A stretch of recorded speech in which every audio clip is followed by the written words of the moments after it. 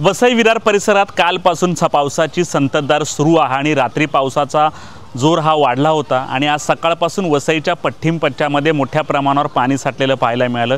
ही दृश्य आहे गाज गावातली। गाज गावामध्ये याआधी देखील महापालिकेने लाखो रुपये खर्च करून गटर उंच केलं होतं, परंतु तिथली ही अवस्था पहा, लोकांना अक्षरशः पाण्यामध्ये अर्धा फूट पाण्यामध्ये वाट काढावी लागते। तर दुसरी ही दृश्य आहे सागरशेत परिसरात। सागरशेत परिसरामध्ये तर मोठ्या प्रमाणावर पाणी साठव, जवळपास 4 फूट इतकं पाणी होतं आणि अर्धा तास पायपीट करून त्यांना मुख्य रस्त्यापर्यंत यावं लागतं। दरवर्षी थोडासा पाऊस पडला की मोठ्या प्रमाणावर सागरशेमध्ये पाणी साठतं। तर ही दृश्य जर पाहिली तर या आजी आहेत, महानगरपालिकेच्या कर्मचारी आहेत। इकडे गटरचं झाकण काढलेलं आहे आणि त्यातून पाणीही लवकरच पास व्हावा हा या मागचा उद्देश आहे आणि या झाकणात कोणी पडू नये म्हणून या महानगरपालिकेच्या कर्मचारी आहेत की ते उभे आहेत की लोकांना दिशा दाखवतात की या ठिकाणून जाऊ नका। या ठिकाणी गटरचं झाकण काढलेलं आहे। 5 ते 6 तासापासून या इथे उभे आहेत लोकांचं मार्गदर्शन करण्यासाठी। अशीच परिस्थिती जी आहे गणनाका परिसरामध्ये आहे। गणनाका परिसरात देखील मोठ्या प्रमाणावर पाणी साठलेलं आहे। वसईच्या पश्चिम पट्ट्यामध्ये ही पावसाची अवस्था आहे। पाऊस तसा जोरदार पडलेला नाही, परंतु जो काही पाऊस पडलेला आहे त्याने पावसाचे हाल झालेले आहेत आणि दिवसभर जर अशाच प्रकारे पाऊस पडला तर वसई स्टेशन परिसर देखील जलमय होऊ शकतो। त्यामुळे यंदाचा हे 2 दिवस पावसाने जे आहे अलर्ट सांगितले होते, 4 दिवस पावसाचा जोर, परंतु जोरात पाऊस पडला तर वसईकरांमध्ये शहरात पाणीच पाणी होऊ शकतं। त्यामुळे जर आवश्यकता असेल तरच घराबाहेर निघा। त्यामुळे आजची दहीहंडी उत्सव हा वसई विरारमध्ये मोठ्या उत्साहात साजरा करतो, परंतु या उत्सवावर पावसाचा थोडासा सावट आहे। ज्या ज्या ठिकाणी पाणी साठलेलं आहे तिकडच्या लोकांचं नेमकं म्हणणं काय आपण ऐकूयात। माझं नाव गंगा बात्रे आहे आणि इथे पाणी साचलं आहे ना, म्हणून खड्डे जे आहेत ते ओपन केलेत पाणी जायला। मग तुम्ही कोणी पडू नये म्हणून आम्ही ते त्यांना हँडल करतो। किती तास झाले तुम्हाला थांबून?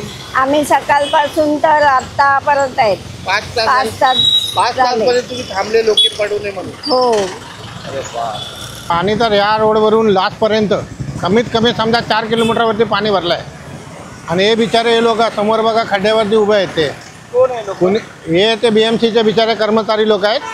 खड्ड्यावरती कोण पडणार नाही म्हणून ते बिचारे उभे राहिले। 4 तास झाले त्यांना उभं राहून। तुमचं नाव काय आणि एरिया कुठला आणि किती पाणी भरताय? आपला माझं नाव आहे नजीर शेख। काय सांगत कुठून आलाय तुम्ही? मी रोशनबागवरून आलो, नायगाववरून। किती लांब? 4 किलोमीटर पाणी आहे या रोडला। किती बाईक वगैरे काय नाही का, कमीत कमी 2 फूट 2.5 फूट आहे। किती काय त्रास होतो तुम्हाला? त्रास का आता चालून आलो ना तिकडनं बाईक। 4 किलोमीटर चालून आलो।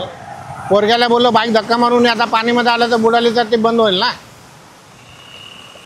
माझं नाव दुर्वेश म्हात्रे। इकडे खूप पाणी भरलेलं आहे आणि गाडी माझी पूर्ण अर्धी पाण्याखाली आहे। खूप अतिशय पाणी आहे सागरशेत रस्त्याला, खूप पाणी भरलेलं आहे। तरी एवढा गुडघ्याच्या वरतीपर्यंत पाणी आहे। खूप किलोमीटर असेल? जवळपास 1.5 किलोमीटर असेल। धक्का मारून आलोय मी, माझी गाडी पूर्ण पाण्यामध्ये होती। तुम्ही कुठे चालले? आम्ही आता तरखड रोडला चाललेलो आहे। कशासाठी? आम्ही दहीहंडीचं सामान आणायला चाललेलो आहे।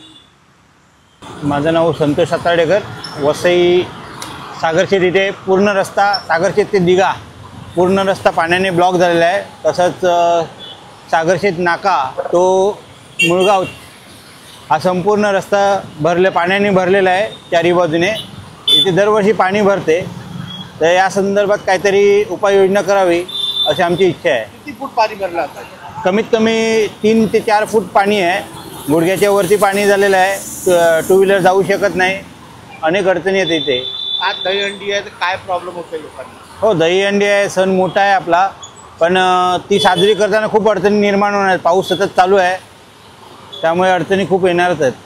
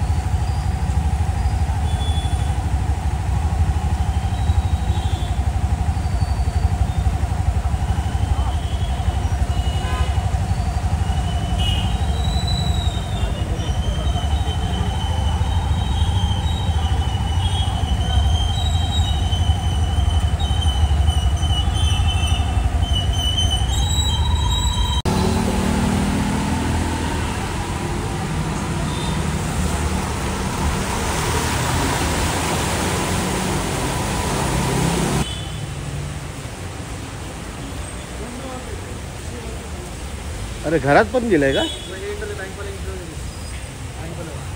नाही देणार. बँकमध्ये गेलाय पाणी.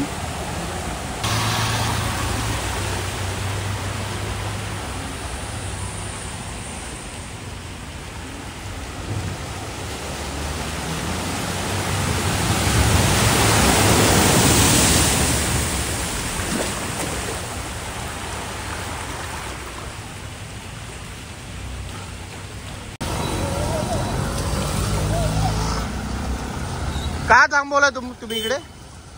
थांबलेले काय?